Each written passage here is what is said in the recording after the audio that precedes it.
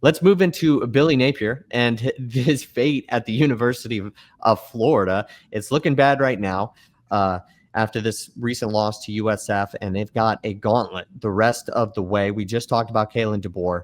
What is it looking like for the rest of the season for the Gators? He's got the hottest seat in all of college football.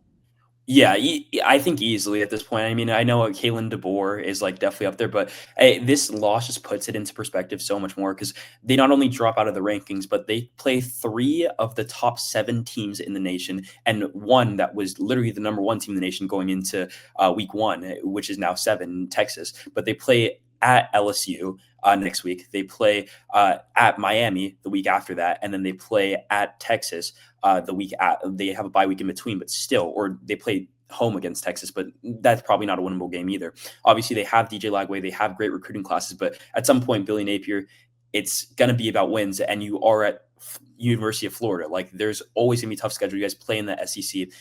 There's got to be a time where you start to win these games, and it's not like he hasn't. Like, he had an 8-4 season last season, but there's just been way too many people call for his head already, and it is more than likely that they will be 1-4 after these next 3 games. And that, where does that put him at? Like, there will definitely be calls for his job at that point, and it's almost inevitable. Like, what game are they winning out of those 3? Like, are they going to beat LSU at LSU? Are they going to beat Miami at Miami? Are they going to win at home against Texas? Like, it's probably just not going to happen. Even if they do win one of those 3 games, like, they're still probably going to get blown out in either of the other 2. So, and then after that, it's not like it gets significantly easier. They play at Texas A&M, the 12th man in college football. They have a Georgia at a neutral site 2 weeks after that. Like, that schedule is absolutely absurd, but like, Florida fans like are used to winning. Well, maybe not in recent memory. Like, I'm a little bit of a Florida hater, but it's like, they want to see winning football. They put millions of dollars into that program every single year, and there's a reason why they have a hard schedule.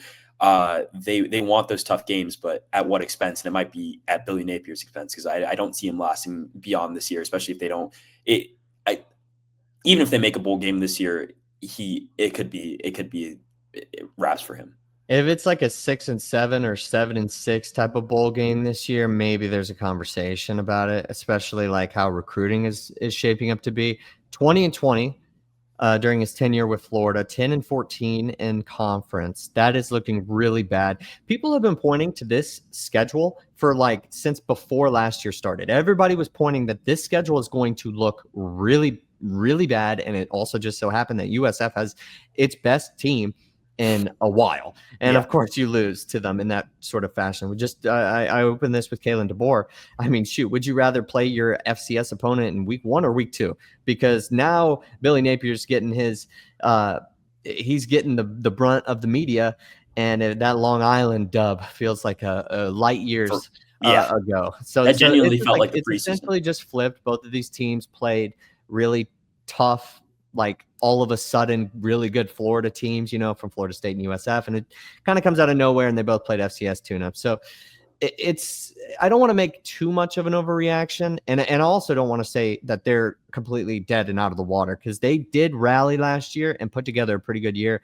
And the end of last year, I think a lot of people were very, very optimistic, especially with DJ Lagway potentially taking another step. Didn't really see that.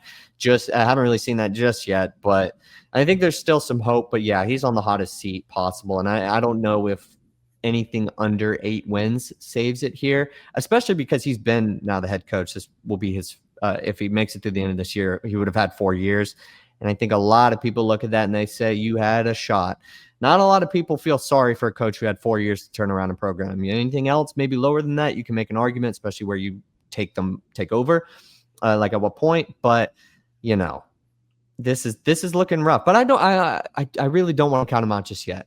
I know they have like the world's toughest schedule the rest of the way, but I feel like they could pick up some dubs here and there. I don't think they're going to be 2-9 going into FSU. Like I've seen a post about that. Like I think that might be a little bit too much, right? Like he could still be in trouble, and they're not 2-9. Yeah, if they're 2-9 by FSU, I don't know that he's there. He may have already got fired by that point. Yeah, that's what I was going to say. I don't think he's there for that FSU game if they are 2-9 at that point. But yeah, I like just even if you just take a quick glance at their schedule, their easiest. It's so bad. They 8 of their next 9 games are against ranked opponents. Their worst one is And the worst ranked opponent they have is Ole Miss, and they're number 17 in the nation. Like they play in the next 8 weeks. They have 8 or 9 weeks. They have 8 ranked opponents.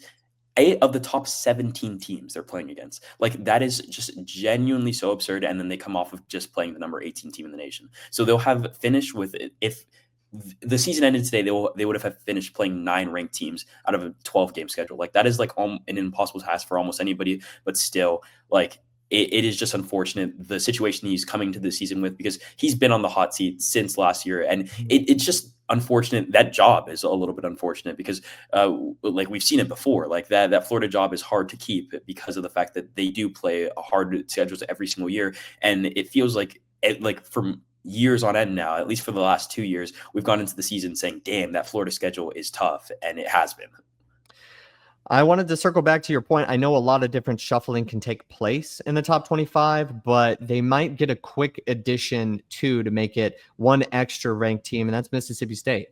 I thought you were going to mention it when you were talking about it. Obviously, they just got the big win over Arizona State. They didn't make it into the poll this past week, but they have Alcorn State this upcoming week, and then they play Florida. So they'll be 3-0 at the time of that matchup. Or no, excuse me. Wow, they play them way later. I'm sorry. I'm looking at it. I'm thinking that they do have. But they got Northern Illinois. Maybe they take that. Then they have Mississippi State. Oh my God. Or I'm sorry, they have Texas A&M. Yeah. So I'm so messed up when I'm looking at the schedule. I thought they played them much earlier. Whenever I was looking at Florida's schedule, maybe you don't add them, I guess. But they could be a really competitive team. They showed a lot more when they beat Arizona State. I don't know what they're going to be by that point. Shoot, I thought they were playing them in a couple weeks. I had it all messed up on my thing. But the schedule is tough regardless. And Kentucky did not look that good last week, but still they could potentially be better, especially towards the later part of the year. They have no easy games the rest of the way, in my opinion. Yeah, and like that Mississippi State game, like if we really are just going through that schedule, they have 2 like completely like games that they should win. So that could put them in the rankings between Alcorn State and Northern Illinois. And then if they can win one of Tennessee or Texas A&M, they probably are in the rankings by the time that Florida game comes, because it's in 4 games. Those are their 4 opponents. If they make it in, like 9 ranked opponents in a 12-game schedule is absolutely absurd. Now I do feel for Billy Napier, because it's an impossible situation. Like, what are you supposed to say to your guys? Like there's no amount of coaching that you can do that'll like fix a schedule where you're playing 9 of the top 20 teams in the nation. Like it is unfortunate for him, but like it might be his time to go. And maybe he might catch some sympathy points because of the fact that the schedule is so hard. And I think that's what happened. That's not what happened last year. They had a good season last year. They won 8 games. That's the reason he's still the head coach, but it's going to be hard to get anywhere close to that this year. Thank you for the Mississippi State schedule help.